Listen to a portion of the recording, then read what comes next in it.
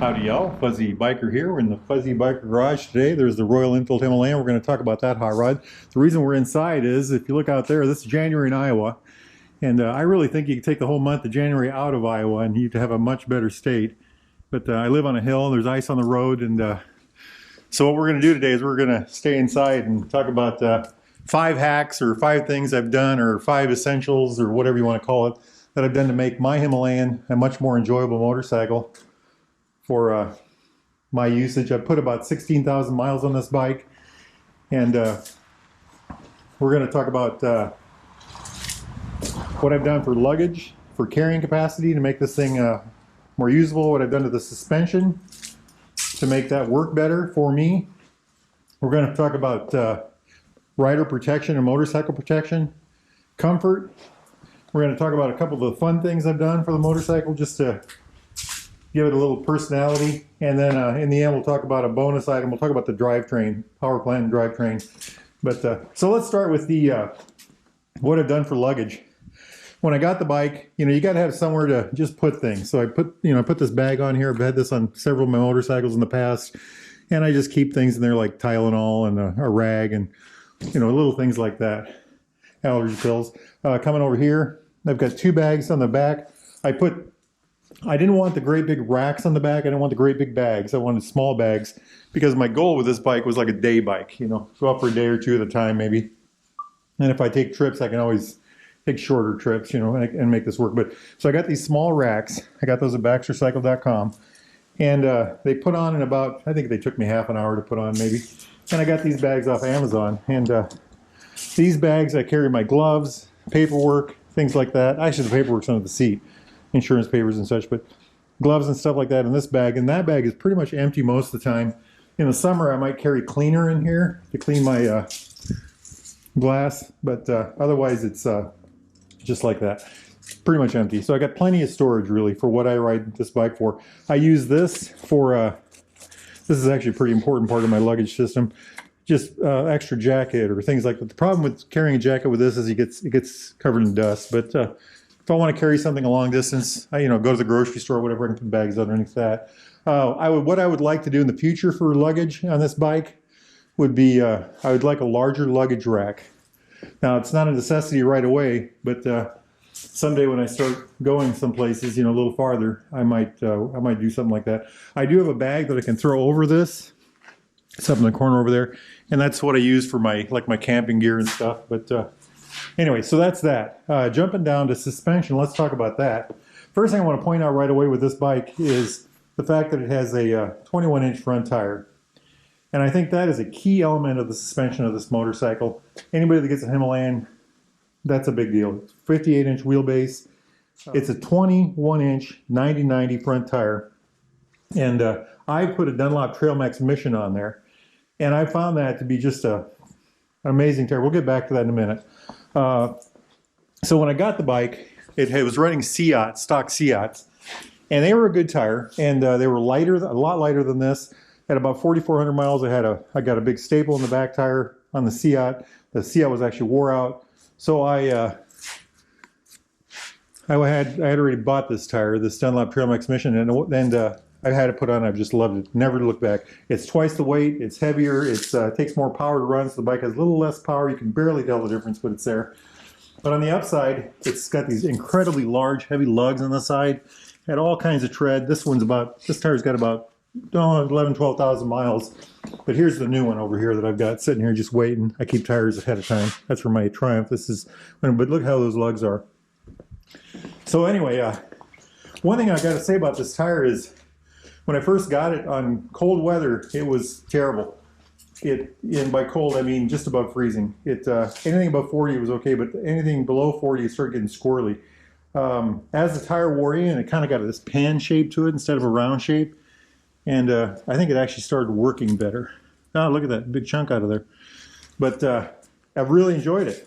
So that was a key thing for the back. I really like that. Now, when the front tire finally wore out, I think that was 12.5 or 13.5, I can't remember. I put one on the front. And I had a big surprise when I did that. The tire is considerably heavier than the original Seat on the front. And what I found was I could just roll right down gravel roads, right through piles of gravel. It had a lot more gyroscopic force, kept the bike up a lot better.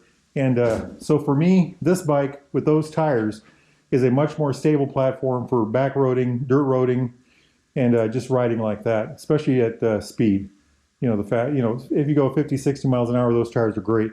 I love them. If I wanted to have better handling, more nimble handling, I might go with a lighter tire, but then I'd go with a different bike. So for this bike, I think this is the way to go. Other things I've done as far as suspension goes, I've got these Fulbo tire pressure sensors, and they hook to my phone. So I come out here when I go riding, I turn my phone on, and it tells me what my air pressure is, both on my front tire and my rear tire. So very good things to have. Other things about the suspension, one of the first times I got caught in mud, my tire loaded up, and it froze the front tire up. So I've raised this fender up a little bit. A lot of my friends will take the fender off the bike and raise this thing up. Keep this, take this off. I want the fender, I want the protection, so I just raise the whole fender up, and I'm pretty happy with that.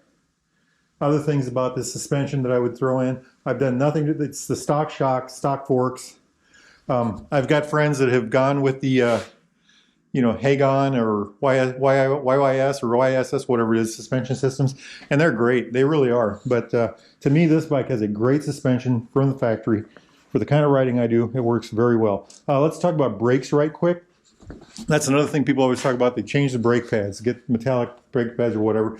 I'm running at 16,000 miles almost, the stock factory brake pads. Every time I take a tire off, I check them. Periodically, on the front one, it's hard to do, but periodically I'll look at the back one just to make sure it's got plenty of pad. You can do that by shining a flashlight this way, right here. And brakes are in good shape, so I'm pretty happy with that. So that takes care of suspension. Very happy with it. Good running, very stable bike. So let's talk about protection. One of the things I got right away for protection was I got this shield. I went on a several 100-mile ride one day, and the wind just beat me to death, and I decided I wanted the biggest windshield I could find. And so I got this. This is a Calci. I got it at Baxter Cycle again. I got most of my stuff at Baxter Cycle, by the way. But it was a great thing. It had some teething problems in that the well nuts here, the bottom one's pulled out on the first day, about 120 miles into the ride, so I had to rebuild that system.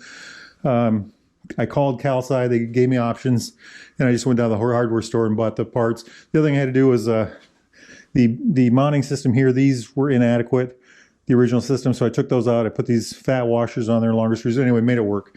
But what that gives me is not only good wind protection, weather protection. I drive a lot of gravel on this bike, and that will, you go down the road, somebody comes at you 50 miles an hour in their pickup truck, a chunk of gravel comes up, you got somewhere to hide. I need a little body protection there, but I really like that. For the headlight, I got this, so this protects me and the, that. I got this to protect the headlight. It works really well. I've had some problems with it, but great. I like it. For the hand guards, right now I've got those mitts on there for winter, but I run these hand guards right here otherwise, and these are Royal Enfield branded hand guards. Look how dirty they are.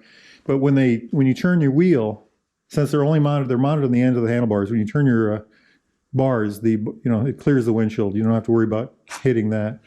So they work pretty well, and I'm really happy with them. I think I got those at Baxter Cycle. Anyway, so wintertime I run these, and these keep my hands. These are an insulated. They're windproof, and they're insulated, and I can ride the bike without gloves with those on. 40 degrees, and it's very comfortable as long as the sun's shining. So that's protection for that area. I don't think there's anything else that I've did protection for. I've got the stock oil guard on there, the stock bash guard. So then let's talk comfort. Coming over to this side, some of these things are overlapping, but comfort, again, the windshield, that protects me from wind and rain, and I've ridden in the rain, and damage from pickup trucks throwing gravel and things like that. I've talked about these mitts already. I did move my mirrors up and out. I do like these stock mirrors, but they were in too far. I was seeing too much of my elbow, so I got this in there, and that works very well. So very happy with that. Other comfort items that I put the seat concept seats on. Now I had the stock seat for about 8,000 miles, 8,500. Then I put a touring seat on there, and that worked pretty good, but it wasn't good enough. And I just put this on. I probably got 150 to 200 miles on this seat. This is a seat concept, tall, firm foam. So I ordered a very firm foam. The tall seat, it raised the seat up 1.5 inches over stock.